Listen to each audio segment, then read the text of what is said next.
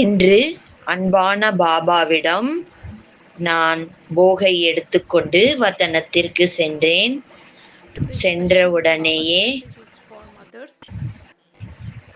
பாபாவிற்கு இன்று கூறினேன், பாபா, இன்று விசேஷமாக மாதாக்களுடைய குழு வந்திருக்கிறது. விசேஷமாக மாதாக்கள் பாபா வீட்டிற்கு வந்திருக்கிறார்கள் என்றேன். பாபா ஒரு நொடி என்னை பார்த்து புன்னகை செய்தார். பிறகு பாபா கூறினார், குழந்தாய், மாதாக்களுடைய விசேஷத்தாவை பாபா பார்த்து கொண்டிருக்கின்றார். பாபா பார்க்கவும் செய்கிறார், கூறவும் செய்கிறார். அந்த நேரம் பாபா ஒரு காட்சியை காட்டினார். அந்த காட்சி மிகவும் அழகாக இருந்தது. பாபா காட்டிய அந்த காட்சி, ஒரு பெரிய கட்டிடம் தெரிந்தது. அந்த கட்டிடத்தில் தயார் செய்து உருவாக்கி கொண்டிருந்தார்கள். அப்பொழுது அங்கே ஒரு இடத்தில் செங்கல் வைத்து கொண்டிருந்தார்கள்.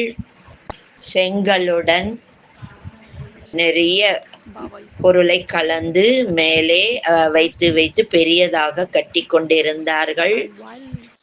அதே போலதான் பாபா கூறினார், இந்த சிவசக்திகள் மாதாக்கள் பாபா வீட்டிற்கு வந்திருக்கிறார்கள். அவர்களுடைய விசேஷத்தா என்னவென்றால், அவர்களுடைய நோக்கம் என்னவாக இருக்க வேண்டும் என்றால், எப்படி ஒவ்வொரு செங்கல் வைத்து வீடு கட்டுகின்றோமோ அதே போல சிவசக்திகளுடைய கடமை என்னவென்றால், ஒவ்வொரு ஆத்மாவிற்கும் பாபாவினுடைய நற்செய்தியை கொடுத்து ஒவ்வொருவருடைய வீட்டையும் பவித்திரமான ஒரு வாழ்க்கையை உருவாக்க வேண்டும், வீட்டில் உள்ள ஒவ்வொருவரையும் பவித்திரமாக்க வேண்டும் என்றார். இந்த ஒரு கடமையை பாபா விசேஷமாக சக்திகளிடம் ஒப்படைத்திருக்கின்றார். யார் குப்த ரீதியாக புருஷார்த்தம் செய்கிறார்களோ, சேவை செய்கிறார்களோ, அந்த மாதாக்கள் நிறைய செய்கிறார்கள். சகோதரர்கள் கூட அவ்வளவு செய்வதில்லை.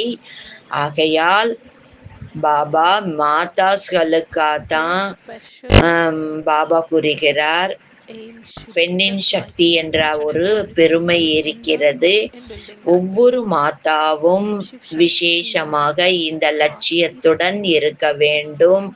நான் சிவசக்தி என்று எண்ண வேண்டும். சிவசக்தி என்று எண்ணுவதால் சிவபாபாவிடமிருந்து தானாகவே உங்கள் அனைவருக்கும் அந்த சக்தி உங்களுக்கு கிடைத்து கொண்டே இருக்கும் என்றார். பிறகு பாபா மிகவும் அன்போடு ஒவ்வொரு மாதாவையும் பாபா பார்த்து கொண்டிருந்தார். இவ்வளவு பெரிய ஒரு கூட்டம் வந்திருப்பது சாக்காரத்தில் ஒவ்வொருவரோட வீட்டையும் சொர்க்கமாக்கிவிட்டால் சீக்கிரமே தன்னுடைய வீடான சத்தியுகம், புதிய உலகம் சீக்கிரத்தில் வந்துவிடும். இந்த காரியம் சீக்கிரம் சம்பன்னமாகிவிடும் என்றார். ஏனென்றால் ஸ்தூல ரீதியில் கூட மாதாஸ் தான் ஒவ்வொரு வீட்டையும் அலங்காரம் செய்கிறார்கள், கவனித்துக் கொள்கிறார்கள்.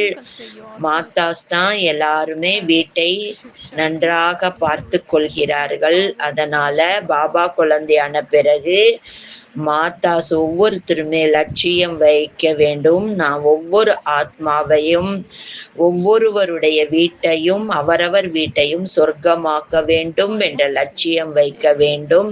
அப்ப சீக்கிரமாக புதிய உலகம் வந்துவிடும் என்றார். அதனால பாபா எல்லா மாதாஸ்களையும் பார்த்து கொண்டே சொன்னார், மாதாஸ்கள் பாவனை ரொம்ப உயர்ந்ததாக இருக்கிறது. அவங்களோட பாவனையில பகவான் கூட பலியாகி விடுகிறார். பகவான் கூட குஷி அடைந்து விடுகிறார். ஏனென்றால் அவங்களுடைய பாவனை மிகவும் சிரேஷ்டமாக இருக்கிறது. என்ன அவர்கள் சங்கல்ப செய்கிறார்களோ அதை பகவான் கூட பூர்த்தி செய்கிறார் என்று பாபா கூறினார். பிறகு பாபாவுக்கு முன்பு போகு தட்டை வைத்தேன். பாபா கூட மிக அன்போட மிக சிநேகத்தோட போகை ஸ்வீகாரம் செய்து கொண்டார். மேலும் அநேக ஆத்மாக்களுடைய நினைவுகளையும் நான் வழங்கினேன். பிறகு விசேஷமாக சக்தி சேனைகளை ஜெகதம்பா மாதா ஜெகதம்பா மாதாவுடைய விசேஷ மாதமாக இருக்கிறது என்று கூறினார்.